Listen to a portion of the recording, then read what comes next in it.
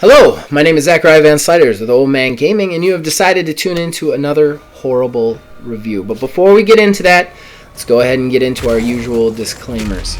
Number one, I do not give scored reviews on this channel. I think video games is one of the most subjective forms of art, so you will get an overview of the game, the pros and the cons from somebody's opinion, and then you will find out at the end whether or not that person will be sticking with it other than the needs of this review.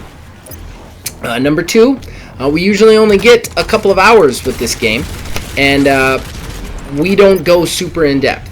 In a way, that benefits you because you get to see whether it's fun right from the start or not. But if you want a super in-depth review, I urge you to seek one out somewhere else. There are plenty of multimedia outlets that you can do that at. So, with that in mind, I want to just add one more disclaimer.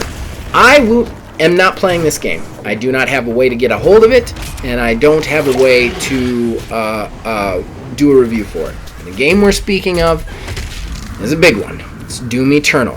However, one of the Foundation 4 has decided to step in, so we're going to do this kind of like an interview almost. So that Foundation 4 member is Neil, a.k.a. Tiny Wizard. Yes, Neil, a.k.a. Tiny Wizard, is here. He has played Doom Eternal, and he is going to be giving the review for the most part. So, Neil, give us an overview. What is Doom Eternal? So, Doom Eternal is a direct sequel from Doom 2016. It picks up literally right where everything left off from the first game. You are the Doom Slayer who has been this time unleashed on Earth to kick ass and kill demons, and to stop the Hell Priests that are contributing to the corruption of Earth through their demonic ways. It does seem like there's more of an emphasis on story in this one. Did you feel that this time around? Yes, they definitely went more so for a story. The Doom 2016 had a story to it, but it was very largely just a series of events that are happening. This game actually adds cutscenes. Oh. So there are cutscenes now in which like the story unfolds. The story is told largely through like codex entries and everything too. Okay. So there is a little bit of reading to get some real backstory because they introduce new characters, and it's up to you at that point to seek that information out if you want it. But I don't think that's necessarily a detriment to the game because there are some people who want the story, every single bit of it, and there's others who just want to just straight up lock and load and just wreck shop. Now, is this a traditional shooter, or do you feel this is more like almost like an arcadey shooter? From what I saw of Doom 2016, it was a very limited, selected amount of weapons, and it was more about the combat in the moment. It's definitely an evolution, but it's between the two, which makes it a little bit interesting. Okay. It actually does give it a legitimate, like, almost arcade feel, how it plays out. So, in 2016, it was you somewhat reacting to things that are happening. Demons spawning in, you got to make sure crowd control, this, that, and the other. But they've modernized the shooting, like the actual shooter genre, in that there's an emphasis now on 3D platforming, and it's somehow like tactical, but not at the same time. It walks a line between mindless violence and calculated movements. And also, it does add something that's very interesting, a life system. Okay. Into it. In Doom 2016, it was pretty much like any other shooter. You're in the middle of a campaign, you die, you're dead, load from checkpoint. You can actually pick up 1-ups. They're literally extra lives that are in the game. So if you die in the middle of an area where you're walled off and just wreck and shop, you would normally go to fall, but then the screen kind of fades to black and comes in and tells you you used an extra life. Oh, okay. So at that point, then, like, it's almost like the game ate a quarter, you know. When you use that, it's gone, so it is a consumable, But if you're good enough throughout the campaign, you can actually bank those extra lives and have them. At most, I've had 3, but I'll tell you, the game is tough. So you go through those somewhat quick. It sounds like they're really trying to keep the initial Doom from computer feel, but like modernize it. I would say that from what I have seen, like, and what I've played, the original Dooms were very revolutionary for their time. They basically birthed the first-person shooter genre. Doom 2016, I feel like, was the one where they leaned heavily on that nostalgia. This, in Doom Eternal, it starts to take steps into being its own thing. There's much more in the way of traversal, mobility. You can climb walls now.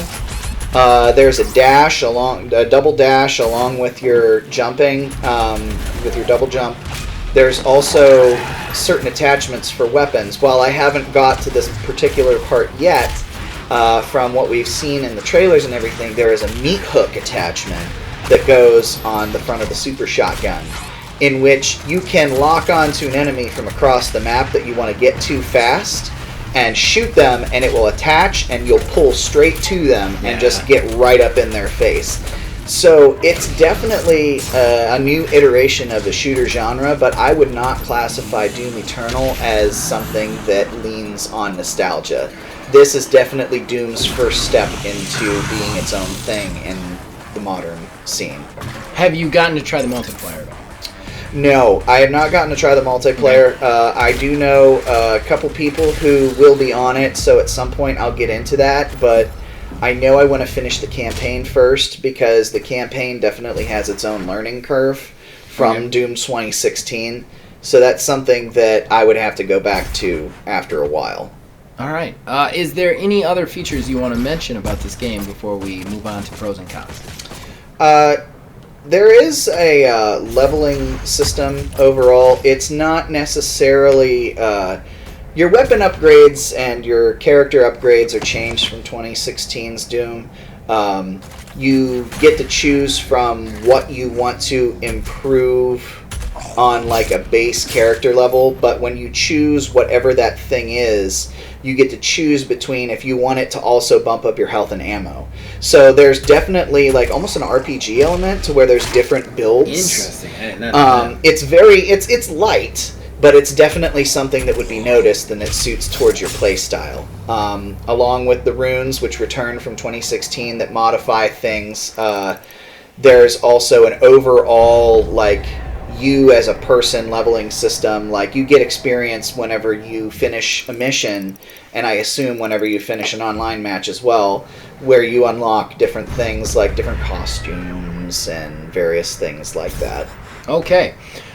All right, well, that brings us, we like to go positive first. We like to do the pros. I know this is a weird format for you, so it's kind of hard to get into the itemized lists. Yeah. But pros, like, what positive things really jump out at you, of even the stuff you've talked about already? Like, what do you really like, and tell us why you like it? The graphics on this thing, the graphics are fantastic. It did get... a little bit of a delay from October or November, I believe it was. I can't remember when the initial delay was. November to February. And then further on now to March. But it definitely benefited from that. Whether or not, it was in a rough state before, I doubt it from what we had seen from previous trailers and everything like that. But the graphics are fantastic. The soundtrack is kick-ass. It is fantastic. There's actually... I urge anybody who's curious about the soundtrack, you already know what you're getting yourself into, but I believe it's Mick Gordon is the guy that did the soundtrack for this. This soundtrack, they did something that was insane. They actually had a contest last year to be part of a death metal choir in the game. And they have a little snippet of that music online that can be found on YouTube from Mick Gordon's actual YouTube channel. It's like a 3-minute long video. he has done he's done things that like people were like, why would you marry these two things together? And it fits awesome. It sounds great. Everything is satisfying. Your weapons, they feel good. The design of all of the levels, they're always designed in such a way that if there is a secret, you'll know somewhere that there's a way to get to that secret. It doesn't just like show you something behind a wall and let you guess, well, somehow I'm going to be able to get my way over there, but... it's different from original Doom, where you just had to press that space you had bar to, against you had every to know, wall. Yep, you had to know exactly where things were. It doesn't outright show you, it doesn't handhold you or anything, but it definitely tells you, hey, there's a thing here. Always rewards exploration. Okay. These levels are fairly linear, but they always branch in such a way that you can spend an extra 3 minutes or so in an area and always find something. That's nice. That's nice. What other pros do you have for us, if any? Yeah. You don't have to have it. Yeah. I mean, it's definitely, I would say it feels good to play the game. It feels good to rip and tear, as it were. Whenever you're playing this, it at no point, it is hard. So the glory kills are satisfying. The glory kills are satisfying, and it definitely makes you feel good when you get them. But I think I'll go into that a little bit more in the negative end of things. Ooh, interesting. But it's got a lot of difficulty options, and I've mentioned the difficulty a couple times now, but you can actually change it mid-campaign if you are having issues, and it also does offer you something to where if you end up dying a couple times at a boss, that it will ask you if you kind of want like an extra armor, and it'll give you a little bit of extra armor when you go through. It's almost like, okay, like push you along and not like necessarily punish you. That's nice. That's nice. All right, any other pros that you got for us, or do you want to move to cons? I think I pretty well. All right, let's move to cons. What didn't you like about it? Negative factors that some people might want to know about. If you are not into fast-paced games, you are going to have a terrible, terrible time. I will say that because I'm into shooters, like, I kind of by proxy have that, that sort of desire to play a game like that. But it is extremely fast-paced. You have to constantly be moving. If you try to play this like a cover shooter, you will die, and you will die a lot, and you will not have fun. The difficulty, as I said, it's tough. There are some times, while I do feel that the game is pretty fair in being upfront, that it does tell you when you choose your difficulty, unless you choose the very base difficulty, it tells you right out of the gate, you're going to die a lot at the beginning. I don't necessarily, want that level of masochism in my life, but... Right. It's definitely got itself a learning curve, and if you do not grasp it, again, you're not going to have fun with it. Now, you had mentioned something in the pros that you wanted to mention in the cons. The difficulty, was it? I think it was the glory kills. Yeah. Yes, the glory kills. The glory kill system, along with the flame belch that you get. The flame belch is a thing that you can do to set enemies on fire, and when they're on fire, they drop armor. So the game is designed around that being the way that you get armor, the way that you get health. Like, not primarily, but when you're in the thick of it, that's definitely where you're going to get it from. And from a design standpoint, it's easier to survive when you're being totally overrun by way too many dudes all at once. As opposed to if you're in a standard room where you're looking at 6 or 7 different demons, that because a lot of them have ranged attacks, and a lot of them have ranged attacks that are very, very high powered, if you can't get over to them quick enough, or you don't have a clear path to them, or you're already low on health, you're gonna die, and by that, it almost feels cheap sometimes when I die. Okay. But at the same time, I do think... there was no way to win that. I wouldn't say that there's no way. I think it comes down to more of one of those, the types of enemies and the way that they spawn. The types of enemies that are grouped together. Then that's where the rough stuff kind of comes in. I had entered one of the Slayer gates, and that's going to be in this video, actually. I entered one of the Slayer gates, and I just totally ended everything. I almost died a couple times. The game does keep you in the red quite a bit when it comes to your health. But it was easier for me to do that than it was just a standard. There was one area, I edited it out of this video, but there was one area where I died so many different times. And some of the enemy types, I feel like the damage that they do put out is just ridiculous comparatively to everything else. Again, the game is supposed to be hard, the game is supposed to be difficult, and it's supposed to make you feel like you earned what you did and make you feel like a badass after you did it. Right. But I think sometimes it does kind of walk that line and step over it a little bit from time to time. Okay, all right. Are there any other cons you want to mention to this game? No, I think that's about it. All right, I got to ask you about one thing before we move to whether or not you're going to stick with it, because you didn't put it in pros or cons, and I want to find out, what do you think of the cutscenes? Are they better or worse in this game? Or are they a good addition, or...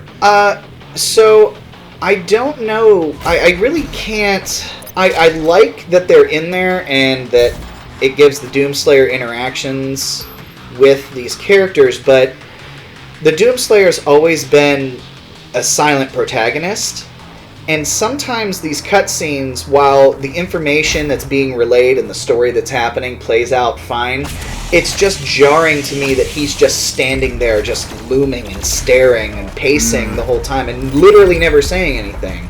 Whereas in Doom 2016, they had their cutscenes as first-person ordeals, so that you would go in and the Doomslayer would just be like, I need to do what I'm doing. I'm purposely ignoring you. You were controlling the character.